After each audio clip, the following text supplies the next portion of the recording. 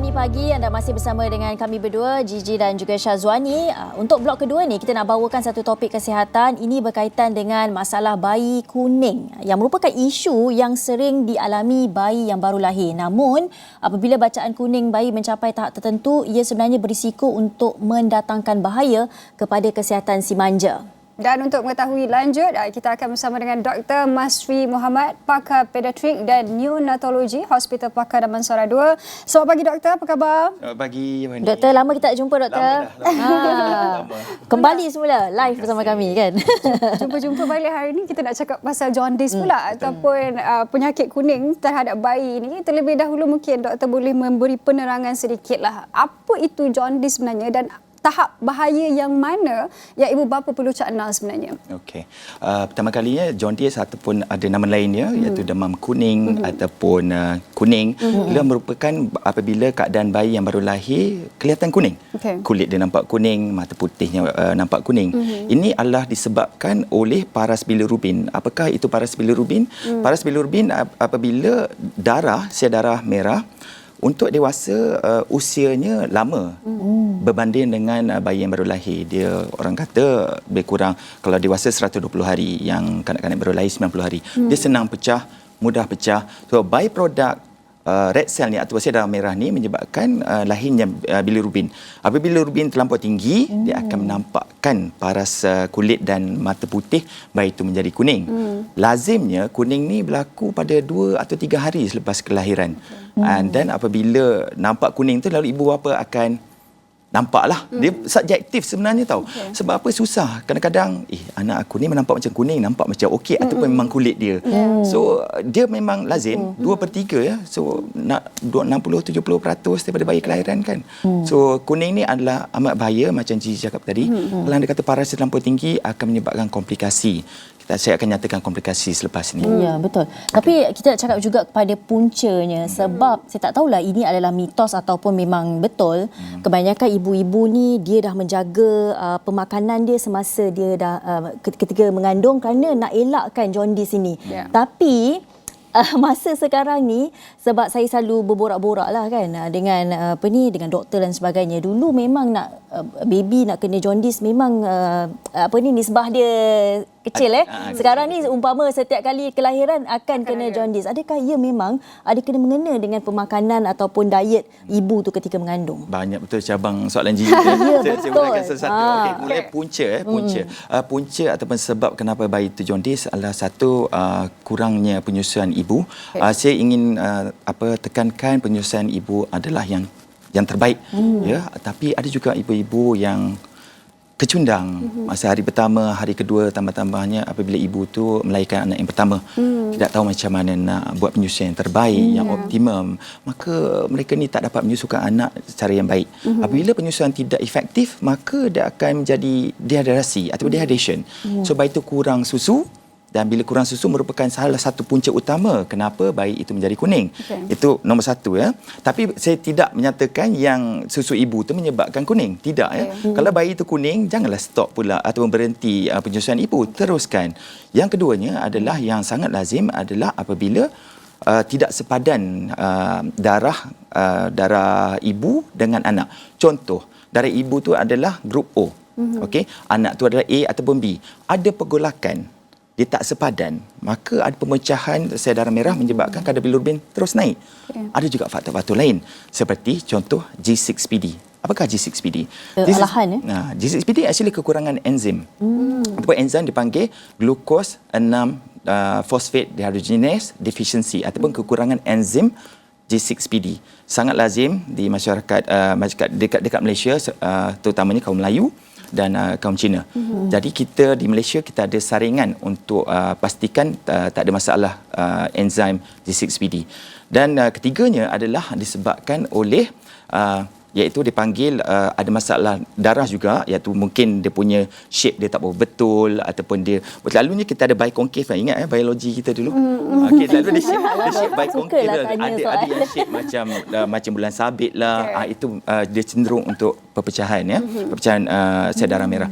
Okey, seterusnya soalan tadi adalah sebabkan diet daripada ibu mengandung, adakah ada kena mengena? Okey, ibu mengandung kadang-kadang kan apabila ibu melahirkan seorang anak tu dia jaundice, dia salahkan diri dia. Banyak ibu yang kata, alamak, adakah aku menyebabkan jaundice, adakah saya puncanya? Betul, pemakanan sihat merupakan satu refleksi kepada penyusunan yang baik. Okey, apa yang dimakan masa kandungan iaitu masa pregnancy tiada kaitan dengan anak akan jaundice. Okey, tetapi lepas ni kita akan menguraikan faktor mitos dan fakta mengenai pemakanan selepas tu. Itulah. Menarik untuk kita rungkaikan lagi berkenaan mitos tu, tapi sebelum tu kita nak pergi kepada lebih kepada teknikalnya lah kan doktor. Kalau doktor katakan tadi bayi kebiasaannya 2 ataupun 3 hari selepas dilahirkan mungkin risiko untuk hadapi penyakit kuning ataupun demam kuning ini tinggi. Tetapi kadar untuk bayi itu berbeza-beza antara bayi. Okey, apabila mereka sudah diletakkan dalam satu ruang yang berbeza untuk merawat itu, ada bayi yang kadar baiknya cepat, ada yang lambat. Yang nak tahu lambat itu kenapanya doktor? Okey, baik. Okey, sebenarnya apabila bayi itu kuning, ibu bapa harus bawa anak tu pergi kepada klinik kesihatan ataupun mana-mana hospital untuk mendapatkan kepastian sama ada anak itu adalah jaundice. Okey, apa yang kami lakukan di hospital adalah kami mengambil serum bilirubin ataupun darah yang menunjukkan paras bilirubin itu. Okey, sekarang ni bukan saja kita ambil blood tau. Ada setengah hospital seperti hospital di Damansara 2, kami mempunyai satu equipment atau alat yang boleh mengesan paras bilirubin dengan pantulan cahaya saja. Dia panggil transcutaneous bilimeter. So orang kata tak ambil darah banyak sangat lah Apabila paras itu tinggi, kami akan plotkan kepada satu graf di mana graf tu akan menunjukkan sama ada anak itu perlukan cahaya iaitu fototerapi sebagai rawatan ataupun parasnya terlampau tinggi, lebih contoh saya ambil satu nilai ialah 400, ini 400 Kalau lebih dari 400 selalu memerlukan pertukaran darah. Sampai perlukan pertukaran darah. Maksudnya fototerapi itu tidak mampu untuk menurunkan kadar bilirubin dengan secara lagi cepat. Jadi kena ambil darah, kita keluarkan darah bayi tu, kita ambil daripada pusat darah negara ke, kena fresh blood, lalu kita akan bagi pada bayi tu untuk replace the bilirubin tu. Jadinya benda tu adalah mustahak sebab apa? Komplikasi. Kalau anda kata dia terlampau tinggi, dia boleh menyebabkan kerosakan pada otak dan juga telinga. So jadi kita kena ambil, kita kena cakna lah dalam bahagian paras jaundice tu di mana kita boleh rawat kat rumah, di mana kita kena bawa dekat hospital.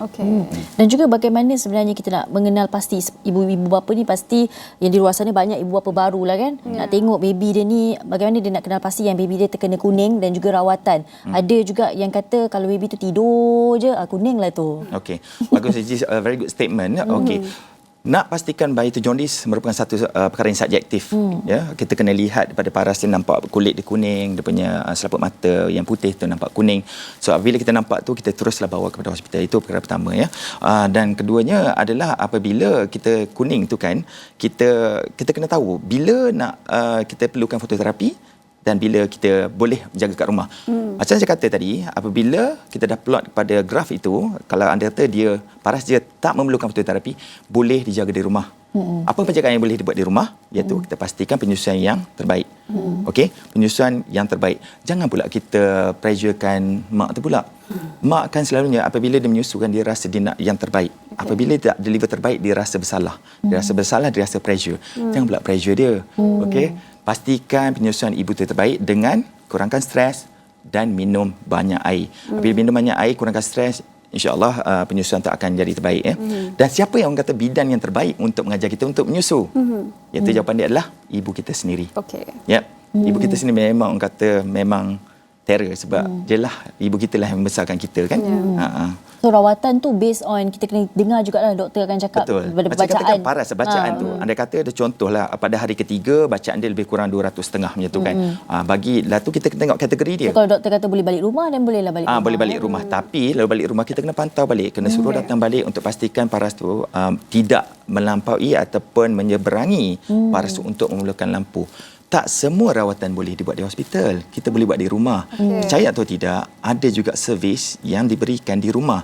Kalau kita tengok daripada internet, daripada online, kita ada perkhidmatan yang membuatkan perkhidmatan fototerapi di rumah.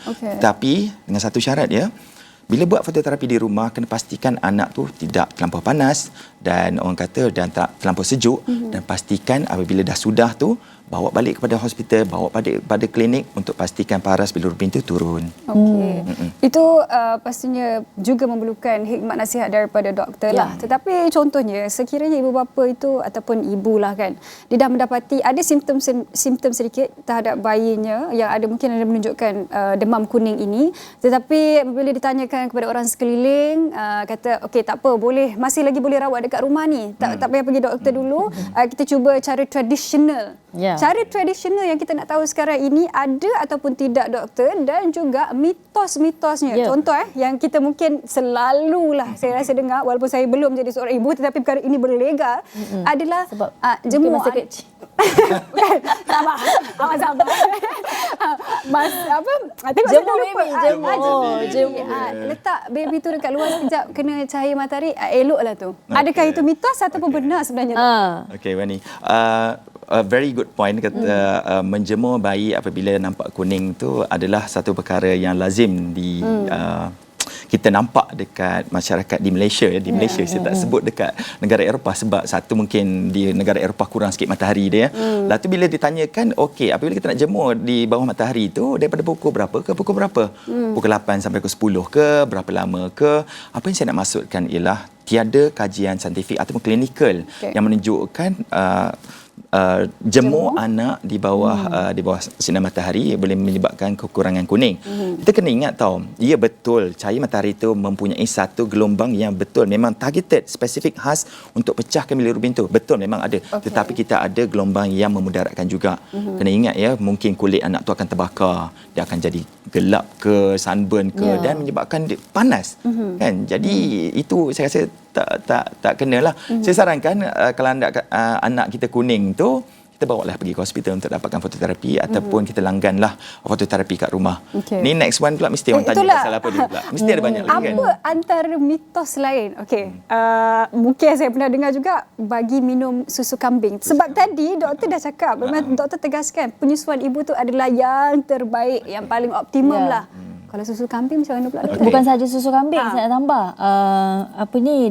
Air sengkuang Cina. Banyak macam-macam lah. Anggur hijau. Saya sentuh yang susu kambing dulu sebab itu paling hot topic. Susu kambing ni memang banyak digunakan. Saya tak tahulah susu kambing tu pasteurized ke tak pasteurized ke, itu saya tak tahu ya. Keduanya adalah kalau anda kata ibu tu penyusuan ibu tidak efisien atau tidak sempurna, kami ada sarankan untuk ibu boleh tak kami nak sarankan untuk penyusuan formula. Formula buat bersifat sementara saja. Apabila susu ibu tu dah banyak dikeluarkan, baru kita fokuskan penyusuan ibu sepenuhnya. Ya. Okey, itu formula biasa ya. Itu bukan susu kambing. Susu kambing ni pula memang famous sangat. Readily available dekat anywhere dekat market kan.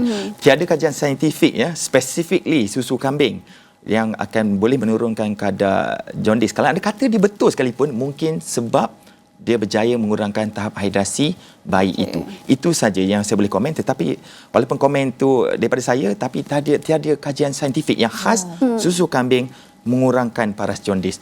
Yang sengkuang Cina ke, pakai baju kuning ke, itu semua merupakan satu mitos. Elakkan pakai baju kuning. Pakai baju kuning macam ni taklah nampak macam kuning sangat kan. Tetapi dia merupakan satu mitos dan itu tidak betul. Dapatkan sumber maklumat yang betul dan sahih daripada website ataupun daripada KKM. Mungkin apa nasihat doktor terutamanya kepada ibu-ibu di luar sana ataupun bakal ibu di luar sana kan, apabila lahir baby nanti, first mungkin tak semua tahu adakah mereka boleh susukan bayi mereka terus selepas dilahirkan, sebab itu merupakan masalah utama juga pada ibu-ibu sekarang ni kan.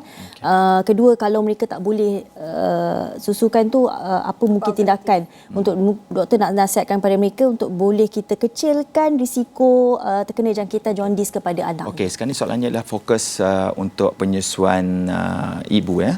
Right after mereka giving birth. Okey, after delivery, penyusuan ibu harus dilakukan secepat mungkin. Selepas skin to skin, maksudnya bila bayi itu dilahirkan, anak itu akan diletakkan di atas dada ibu ataupun ayah, dua-dua pun boleh. Dan seterusnya adalah kita kena terus pastikan bayi itu mendapat penyusuan terus ya. Sebab apa, yang pertama adalah kolostrum. Itu sangat mustahak sebab untuk imuniti bayi. Seterusnya adalah kita kena pastikan tahap adaptasi bayi adalah okey. So apabila ibu dia rasa macam frustrated sebab latching on dia tak betul, koordinasi tak betul, kita kena ingat ya, di hospital ataupun di KK, kebanyakan nurses ataupun jururawat dan pakar bidan dan juga doktor merupakan pakar dalam laktasi. Ataupun mereka di hospital ada juga pakar laktasi sendiri ya. Kita boleh menggunakan servis mereka ni ataupun staf yang pakar laktasi itu untuk mengajar macam mana nak koordinasi penyusuan yang terbaik, bagaimana kita nak tahu bayi itu cukup dapat susu, bagaimana kita nak pastikan bayi itu tidak kuning. Ya. Semua perkara ini sebenarnya ada di dalam antenatal clinic, iaitu klinik antenatal clinic. Kita ajar ibu, okey, apabila bayi dilahirkan, apa perlu dibuat dan apa kita perlu pastikan untuk bayi itu terus mendapat penyusuan yang terbaik. Ya, so memang ada perkhidmatan tu. Jadi pastikan anda tu di luar sana, bakal-bakal ibu atau ibu-ibu yang melahirkan anak ni, apa yang anda perlu tahu adalah minta bantuan. Ya, itu yang paling penting ya, doktor ya, untuk kita faham bahawa anak ini perlukan susu yang cukup untuk kita nak mengecilkan risiko dia terkena jangkitan jaundice. Baik, saya kira itu saja yang dapat kami kongsikan pada jam ini. Menarik sekali sebenarnya. Semoga perkongsian kita memberi manfaat kepada anda di luar sana. Kita ucapkan terima kasih kepada Dr. Masri Muhammad, pakar pediatrik dan neonatologi Hospital Pakar Damansara 2. Mungkin lepas ni boleh lagi doktor appear. Boleh, banyak lagi sebenarnya kita nak bercakap pasal pediatrician ni kan. Okey. Baik, dengan itu sekian saja, saya Jiji Ahmad. Saya Nur Syazwani Safisham. Kita jumpa lagi. Bye. Thank you doktor. Thank you.